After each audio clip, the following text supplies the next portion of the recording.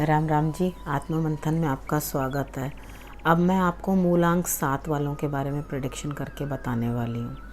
सबसे पहले आप ये समझ लो कि कार्ड्स अच्छे भी आते हैं और बुरे भी आते हैं, और उसके इवेंट्स होते ही हैं तभी वो दिखाई देते हैं।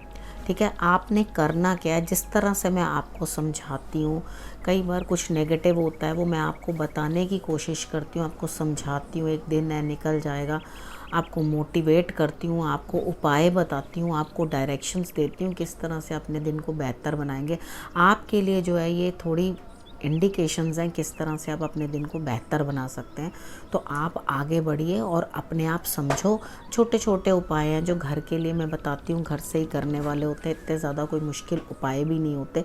छोटे मोटे उपाय हैं जिनको करके आप अपने दिन को बेहतर बना सकते हो। ठीक है, किस तरह से कार्ड्स आ रहे हैं, आपको पहले से चेतावनी मिल जाती है आपको क्या करना है उस दिन और क्या नहीं करना। हम बात कर लेते हैं संडे वाले दिन की। संडे वाले दिन मुझे ऐसा लगता है कि आपको कोई मौका मिलेगा, कोई ना कोई थर्ड पर्सन आपके पास आएगा और आपको जो है हेल्प करने की कोशिश करेगा, लेकिन आप उसकी हेल्प लेने से इनकार कर दोगे। यानी कि कोई मदद कर रहा है, आके आपके लिए खुशियाँ लेकर आ रहा है, आप कोई ना कोई मौका जो है सेलिब्रेशन का छोड़ दोगे। तो मेरे हिसाब से उस मौके को ले लो और ज़रूर सेलिब्रेट करो। ठीक है, खुशी मनाओ और अपना संडे जो है अच्छे से एंजॉय करो। उसके बाद मैं बात कर लेती हूँ मंडे वाले दिन की। मंडे वाले दिन मुझे ऐसा लगता है आपको चारों तरफ से लाभ होता हुआ दिखाई देता है, लेकिन जैसे ही आपको लाभ प्राप्त होगा तो आपका ध्यान एकदम अपने बड़े से स्वप्न की तरफ चला जाएगा जो आपने अपने लिए ड्रीम किया था। यानी कि आपने सोचा था कि आपको कुछ ना कुछ ऐसा मिले जिसके लिए आप खुश हों, या आप आगे वो समझ पाएँ कि हाँ मुझे ये चीज़ चाहिए। वो ज्वेलरी हो सकती है, वो बिग हाउस हो सकता है, या वॉटेवर आपका जो भी स्वप्न है, या कोई बहुत अच्छी सी जॉब या पोजीशन कुछ भी आप पाना चाहते हैं या संतान की इच्छा रखते हैं, तो ऐसा लगता है मुझे कि आप उस तरफ चल पड़ेंगे और आपको जो है रिज़ल्ट्स पॉजिटिव मिलने लगेंगे। उसके बाद हम बात कर लेते हैं ट्यूसडे की। ट्यूसडे वाले दिन मुझे ऐसा लगता है कोई सीनियर हैं, कोई बड़े हैं, आपके बॉसेस हैं, या कोई भी घर में सीनियर हो सकता है, उनके साथ आपका झगड़ा हो सकता है।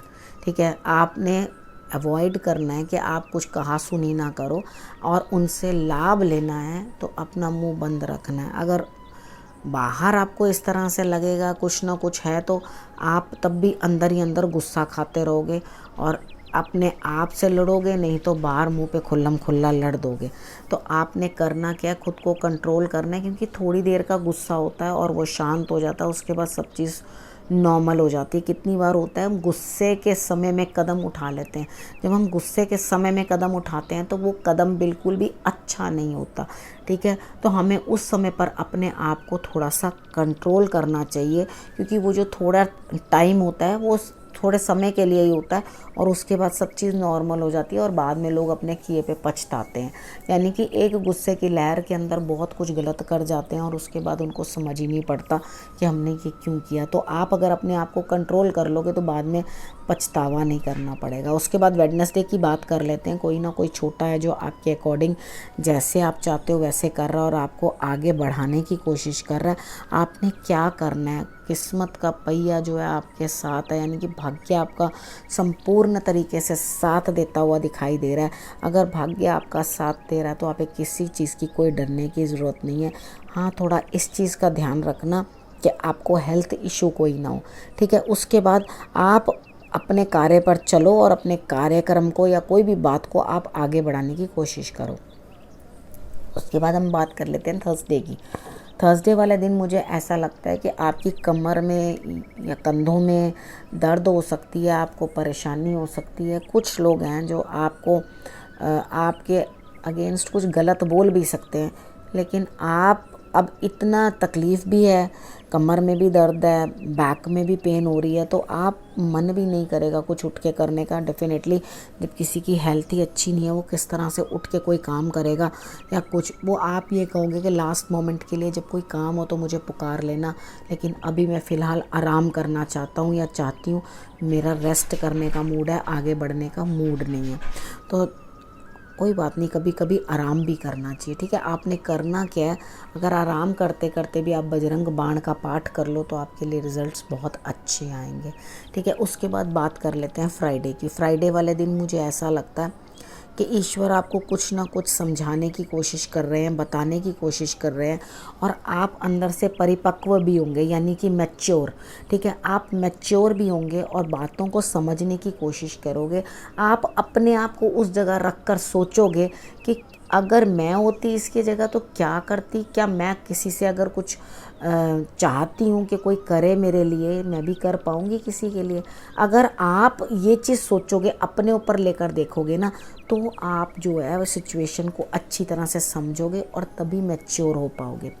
जब मैच्योरिटी तभी आती है जब हम चीज़ों को समझने लगते हैं। तो ईश्वर अपने तरीके से हमें साइंस हर चीज़ के देते हैं, लेकिन हम असमर्थ होते हैं कई बार। हाँ, कुछ लोगों की जो इंट्यूशन पावर होती है वो बहुत अच्छी होती है, जबकि 7 नंबर वाले जो होते हैं उनकी जजमेंट बड़ी अच्छी होती है, उन लोगों को बड़ी जल्दी से समझ भी लेते हैं। ठीक है, तो उनको गॉड से कनेक्टिविटी बहुत ज़्यादा होती है। तो अगर आपको इतनी ज़्यादा गॉड से कनेक्टिविटी होती है ना, तो आप जल्दी चीज़ों के उनके इशारे भी समझते हो, उनकी बातें भी समझते हो, और उसके बाद जो भी चीज़ें पीछे आपके साथ लाइफ में हुई हैं या रही हैं उसको इग्नोर कर दो। ठीक है, एक समझदार इंसान की तरह उसे पीछे छोड़ देना ही बेहतर है। ठीक है, उसके बाद सैटरडे की बात कर लेते हैं। सैटरडे वाले दिन मुझे ऐसा लगता है कि आप अपनी संतान के कामों में बिज़ी रहेंगे, लेकिन अंदर ही अंदर आपको अंतर ज्ञान जो है वो भी प्राप्त होता रहेगा, उसके ऊपर भी कार्य जो है वो चलता ही रहेगा। मे बी आपकी स्पिरिचुअल यात्रा जो है वो शुरू हो चुकी है, आप अपनी स्पिरिचुअल जर्नी के ऊपर चलना शुरू कर दोगे, आगे बढ़ना शुरू कर दोगे, तो रिज़ल्ट्स आपको जो है वो बेटर आते हुए दिखाई देते हैं। आपको जो है बहुत बढ़िया तरीके के रिज़ल्ट्स आएंगे और आप आगे बढ़ोगे, तो आपको अपनी स्पिरिचुअल लाइफ के अंदर पॉजिटिविटी भी आती हुई दिखाई देती है। ये आपको नए रास्ते पे ले जाएगा, मैच्योर बना देगा, समझदार बना देगा। जब हम समझदार बन जाते हैं तो बहुत सारी समस्याओं से बिना किसी की हेल्प के हम लोग जो है डील कर पाते हैं। ठीक है, अब सैटरडे तक की मैंने आपको प्रेडिक्शन जो है वो बता दी। आपने करना क्या है, आपके लिए एक मेन उपाय है, आप झगड़ा नहीं करना किसी से। उसके बाद अपने लिए जो है आप आगे बढ़ने के लिए मेडिटेशन ज़रूर करना। मेडिटेशन आपके लिए बहुत ज़रूरी है। अगले हफ्ते फिर से आती हूँ आपकी प्रेडिक्शन लेके, तब तक के लिए नमस्कार।